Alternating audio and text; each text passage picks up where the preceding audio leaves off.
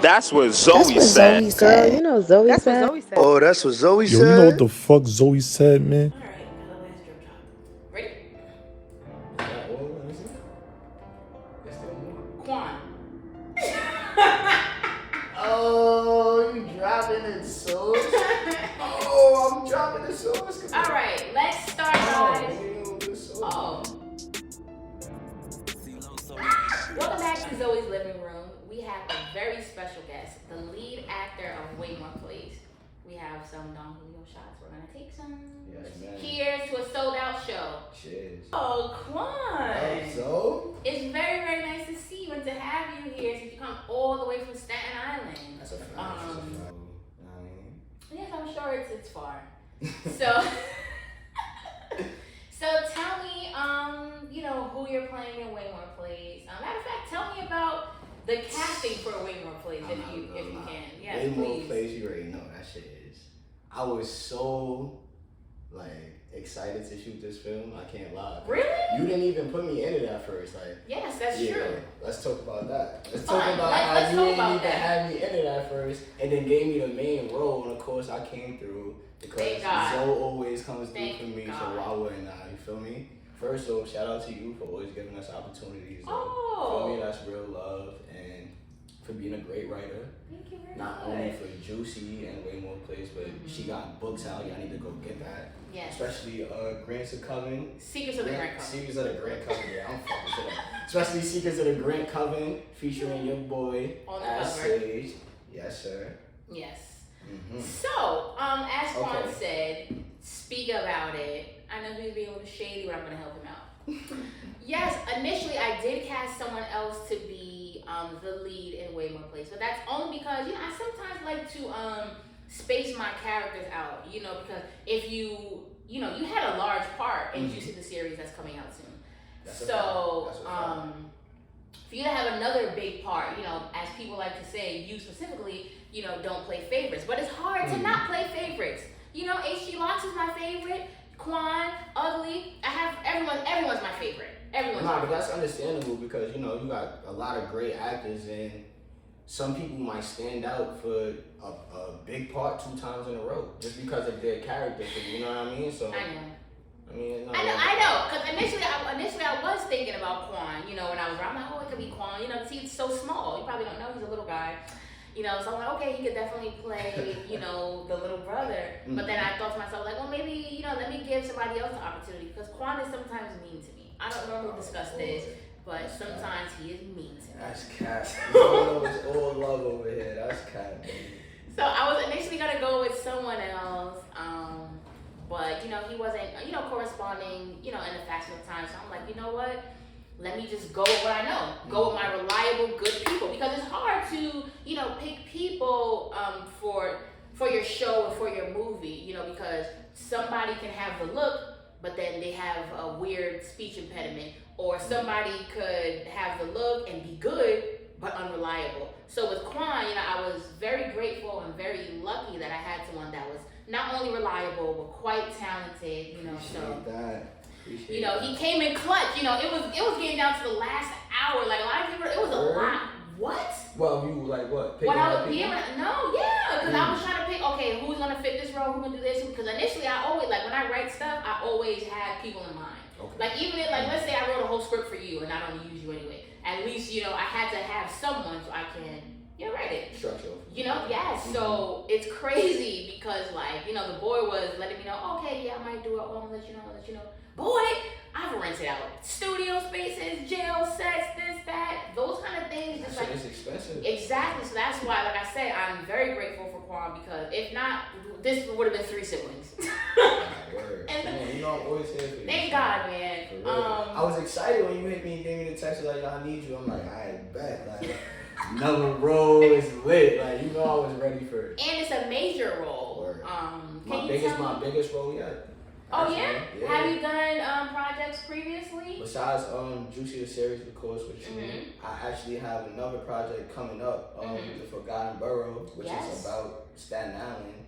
Which a lot of projects is not about Staten Island, so that's something. Oh yeah, of course. Yeah, so that's something different. All Staten Islanders could relate and vibe to, and I'm actually playing my pops and that. So that's lit for that me. sounds like it's gonna be really good. Too much on that, but that's coming out soon. So just stay tuned for that too. Okay. But, so as you previously mentioned, so Juicy the series was your first time. Facts. You gave me my first acting opportunity. Really? Yeah, I love you forever.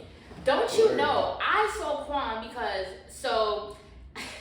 every year I just have a panic attack and I say, you know what? I'm done with Juicy the series. I'm canceling name shout every single year.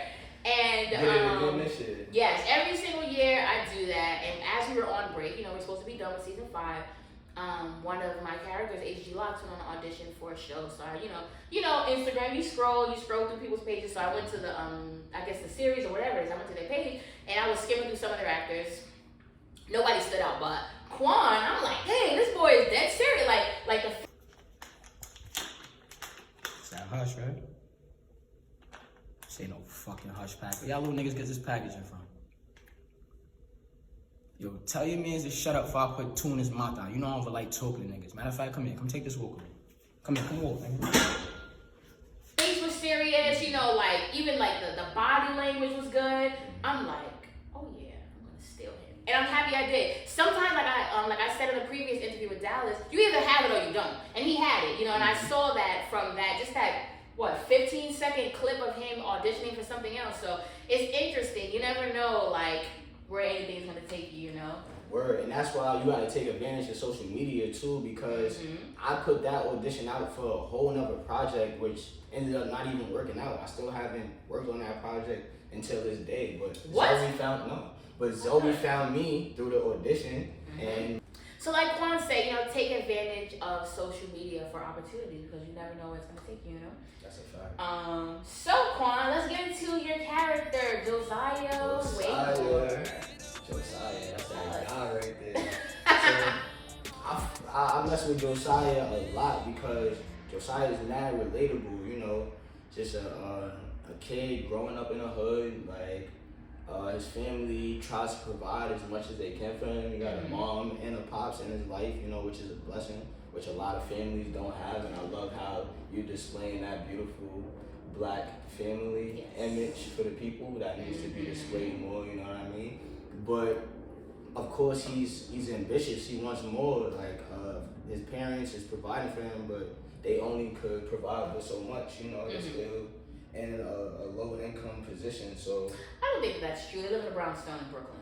I mean, but you know what I mean. They in Brooklyn. He wants to be in a mansion. Kids. Me personally, I always wanted to, be rich. Even if I feel like I was born in a middle class family, I would still have ambitions to want of course, yes. So naturally, even if you got it a little bit more than your neighbor, your surroundings and your environment is gonna grow upon you. You know what I mean? Yeah. Okay, I can see that. So part of your environment, which is Josiah actually leads into wanting more and selling drugs to support his rap career. I feel like a lot of kids growing up. Yes, can definitely relate to that for sure. You know what I mean? New York City, period. That's that's something that a lot of teenagers that feel like they're not making enough to support the things that they want to do look to. Okay, let me go sell weed then, you know what I mean? To support my own things that's going on. So I just feel like it's very relatable. And a lot of people can watch it and be like, wow, that's, you know what I mean? I feel like I like to make every character, any project I do, I want people to feel like they're seeing themselves. Going back to what you said previously, because I did not like that. But I, again, and again, I had the same conversation with Dallas, and I feel like there are a lot of Black families, and it just breaks my heart that people keep saying this. You gotta understand, you grew up different. I'm a real New York City boy, so I know a lot of people. I was in that. I'm from New York. State. State, you feel me? But I'm telling you, so more often than not, and it's I'm not saying that it doesn't happen, because of course it does. You know what I mean? It's a lot of Black families where the mom and dad is together and raising their children, you know what I mean? And that needs to be displayed more. But honestly, there's a lot of single parents out here also. So to see that's I want that. That could be motivation for the younger generation. And just providing the right way to live. You know what I mean? let them see that. That's what's up. For sure. Tell me what your favorite scene was filming. My favorite. If you have one. Filming scene, that's tough. Cause you had a lot of good scenes, yeah, you know. That's tough. I ain't even really think about that. That's a question I ain't think I'd be asked. Look, you over here writing scripts, not even writing that. While you're waiting, let me tell you my favorite scene that you did. The scene with Dad where he found your drugs. Oh my God! For money all the time. This shit's mad fucking annoying, man.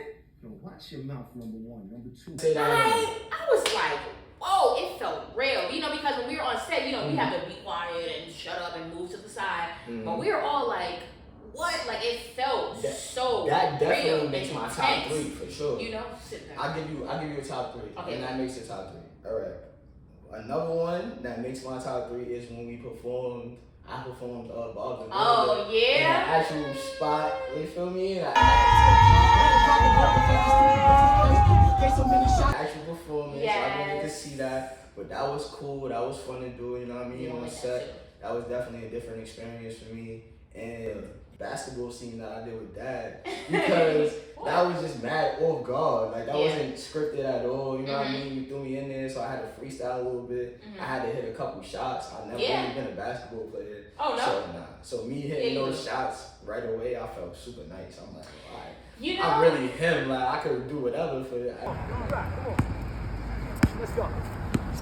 So top 3, you and Dad with the bag. For sure. The performance scene and then the bag. Yeah, I think the basketball scene is really good too. I feel like sometimes the scenes, like sometimes when you're shooting a scene and you kind of feel that vibe. That's why I created that scene, because like, you know, when I watch like black movies and stuff, like I always see somebody playing basketball or, you know, some kind of sports to display like our athleticism. So I really do enjoy that. And like the conversation that you guys had was so good. Like, and I feel like every time you and Dad have something going on, like he's not playing around with you. You know, he's always, you know, strict and stern. But I feel like that one was really good just because he was displaying his love for you and really just, you know, showing that shout out Dad, because he gives me a real, you know, father figure.